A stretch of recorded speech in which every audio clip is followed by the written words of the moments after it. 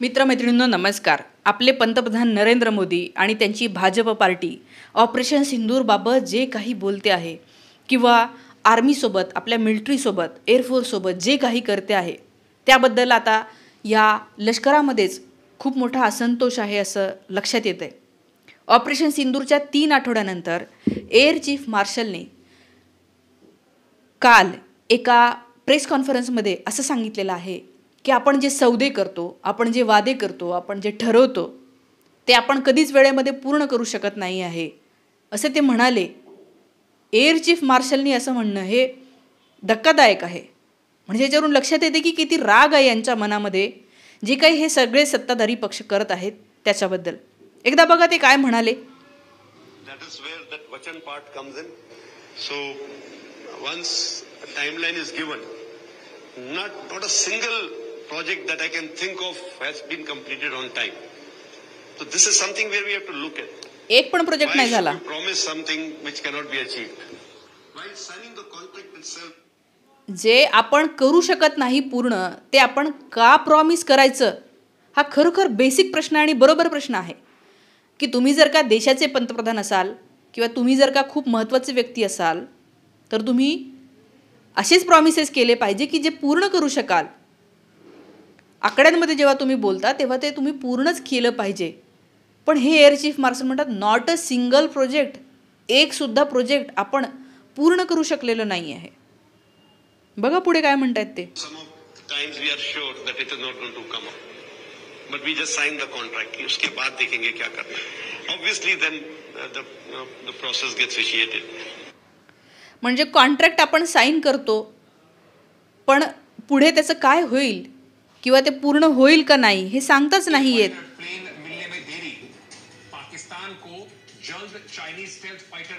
ते म्हणतात की भारतीय लष्कराला किंवा भारतीय एअरफोर्सला जे इक्विपमेंट्स मिळाले ते उशिरा मिळाले आणि पाकिस्तानला लवकर मिळाले. चायनाकडून आपल्याला उशिरा मिळालेले आहेत, आपल्या सरकारकडून उशीर झालेला आहे हे त्यांनी व्यक्त केलेलं आहे. बघा काय म्हणतात.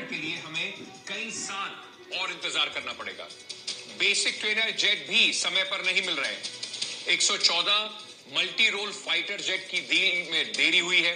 मीडियम ट्रांसपोर्ट एयरक्राफ्ट म्हणजे या सगळ्या गोष्टींमध्ये उशीर होतो आहे असं त्यांचं म्हणणं आहे. मीडियम ट्रान्सपोर्ट एअरक्राफ्ट मिळायला उशीर झालेला आहे. त्याच्यानंतर चायना मात्र पाकिस्तानला खूप लवकर जे आहे ते मदत पोहोचवतं आहे. आणि जे काही म्हणजे आता मला एक सांगा, ही युद्धजन्य परिस्थिती आहे. इतका मोठा आपण भारत देश म्हणतो, आपण इतकं म्हणतो की आपली हवा आहे, पण मग हे एअर चीफ मार्शल जे सांगत आहे हे किती सत्य आहे. म्हणजे एकीकडे हे सांगत आहेत की आम्हाला खरोखर मिळतच नाही आहे की आम्हाला जी सिस्टीम लागणार आहे ती वेळेत मिळेल की नाही, आम्हाला याची गॅरंटीच नाही देता येत, आम्ही कशाच्या बळावर लढायचं आणि मग सैनिकांचा जीव जाणार नाही तर काय. एकीकडे हे म्हणत आहेत या सैन्याचं आपण ऐकणार आहोत की नाही, आपलं सरकार ऐकणार आहे की नाही. आणि दुसरीकडे या सैन्यानेच केलेल्या कामगिरीवर हे स्वतः काय करतात तर स्वतःची पाठ थोपाटून घेतात, स्वतःच्या अंगावर फुलं टाकून घेतात, स्वतःची वाहवाही करवून घेतात, लोकांच्या घरामध्ये सिंदूर पाठवायचं ठरवतात. अरे पण जे लोक ॲक्च्युली ऑपरेशन सिंदूरमध्ये हातात बंदुका घेऊन लढत आहेत ते म्हणतात की आम्हाला वेळेवर बंदुकाच नाही मिळत. हे किती भयंकर आहे. आणि भाजपमधले लोक आर्मीचा अपमान करायला कुठेही कमी पडत नाही. आता आजच भाजपच्या एका माणसाने बघा किती अपमान केला आहे. त्यांनी काय म्हटलं माहिती आहे का, हे झोपले असतील म्हणे आर्मीवाले, आमचा काय दोष, सोय होंगे. केवढा मोठा अपमान करतायत हे. अरे झोपत असतील भाजपचे तुमचे सगळे लोक, सत्तेतले सगळे मंत्री झोपत असतील, सगळेजण झोपत असतील, तुम्ही आर्मीला म्हणताय असं. किती जीव गेले माहिती आहे तुम्हाला ऑपरेशन सिंदूरमध्ये, किनाऱ्यावरच्या लोकांचे, त्या सीमेवरच्या लोकांचे. आणि हे म्हणतात झोप. बघा काय म्हणतोय. ऑपरेशन सिंदूर के दौरान सबके ध्यान में एयरफोर्स स्टेशन में क्या हुआ? नालायकी होगी इनकी, सोए होंगे ये दो. नालायकी, नालायक म्हणतोय हा. पलकों पे बिठा के इनको यहाँ बिठाया. आम्ही त्यांना हात पलकों पे बिठाया आणि हे नालायक निघाले. चक्क नालायक म्हणत आहेत हे लोक. नालायक तर ह्यांचे लोक आहे की जे म्हणताय की नरेंद्र मोदीने सिंदूर उजाडे, ती सोफिया कुरेशी आतंकवाद की बहीण सिस्टर है. त्याच्यानंतर एक जण म्हटला की त्यावेळेला जे लोक मेले आणि तेव्हाच्या महिला रणरागिणी नव्हत्या, त्या असत्या रणरागिणी तर त्यांना तिथेच मारून टाकलं असतं त्या आतंकवाद्यांना. अच्छा, ज्यांचे नवरे त्यांच्या डोळ्याच्या समोर चाललेले आहेत, तुम्ही त्यांच्याकडून रणरागिणी वगैरे अपेक्षा करता? आणि तुमचा रणरागिणा हा नरेंद्र मोदी यांनी काय केलं? 4 लोकांना त्या पकडलं का? गोळ्या मारणाऱ्यांना नाही पकडलं. आणि तुम्ही काहीही तोंडाला येईल ते बोलणार.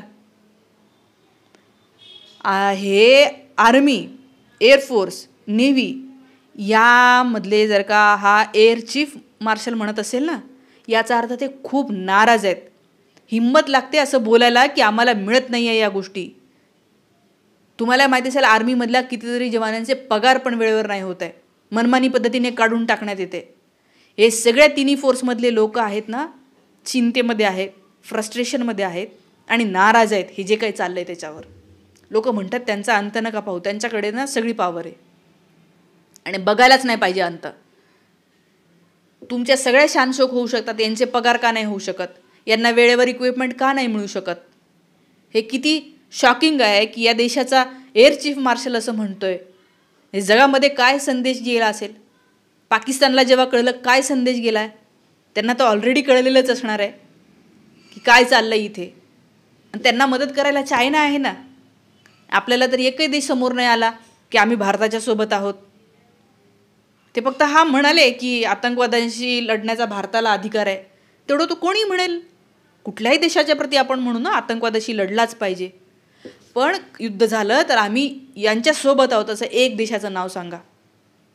पण पाकिस्तानच्या सोबत चायना, जी जायंट इकॉनॉमी आहे, जायंट, सगळे इक्विपमेंट डिफेन्स इक्विपमेंटमध्ये फाईन येते.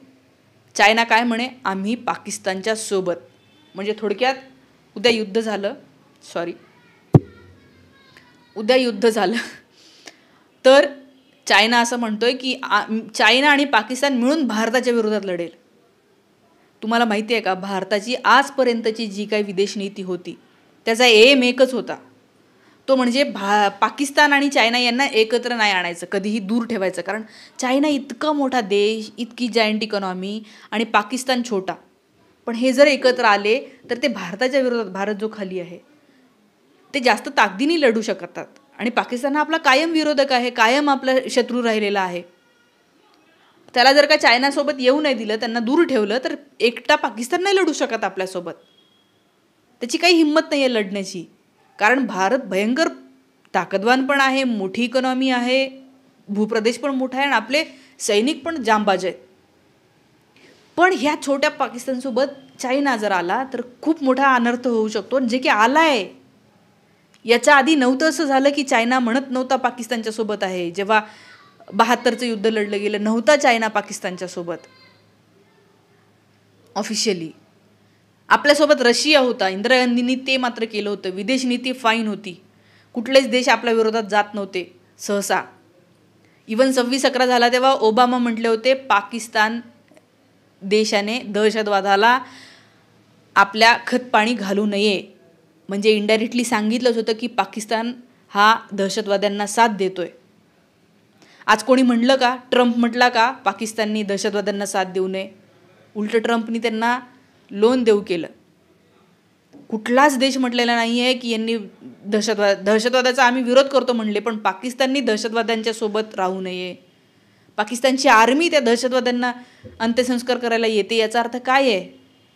आर्मी आहे म्हणजे तो देशच दहशतवाद्यांच्या सोबत आहे. हे डिक्लेअर करायचं होतं भारताने. हे डिक्लेअर केलं असताना खूप मोठी ताकद आपल्यासोबत राहिली असती उभी. आज डेलिगेट्स वेगवेगळ्या देशामध्ये पाठवले. अमेरिकेतला तरी एक पण त्यांचा देशाचे जे असतात ना ऑफिसर ते नाही भेटले. शशी थरूर दुसऱ्याच माणसाला बोलून आले. हा ट्रम्पला त्यांनी 4 गोष्टी सुनावल्या, हे खूपच चांगलं झालं. ते म्हणले की काय सेन्सिबल नाही, आधीचे लोक सेन्सिबल होते, ओबामा, बुश, हे सगळे लोक सेन्सिबल होते, हे काय तुमचे सेन्सिबल नाही आहे असं थरूर सांगितले. बरं झालं, फॉरेन मिनिस्टरला जमलं नाही ते थरूर यांनी करून दाखवलं. इंदिरा गांधींची तारीफ केली, मनमोहन सिंगांची तारीफ केली, ते बरं झालं. हे डेलिगेट्स पाठवले आपण सगळीकडे की आम्ही कसे बरोबर होतो हे सांगायला. एक देश नाही उभा करू शकले तुम्ही. आणि हे जर देश वीक होत असतो, कुठल्याही देशाची ताकद हीच असते की त्याला जसं आपली प्रत्येकाची ताकद असते, आपल्याला चांगले घट्ट मित्र असणं, आपल्याला केव्हाही वाटलं तर ते लोक आपल्याला साथ देतील असे लोक असणं. त्यामुळे देश म्हणून पण आपल्याला असे लोक पाहिजे आहे की म्हटलं ना की 10 देश उभे राहिले पाहिजे. ही ताकद होती देशाची, नाम संघटना, हे सगळे एकत्र होते. आज काय आहे? हे असं होणं आंतरराष्ट्रीय सीमेच्या दृष्टीने सुद्धा चांगलं नाही आहे. याचा विचार खरोखर तुम्ही भाजपचे भक्त असाल तरी करा आणि कृपा करून सांगा.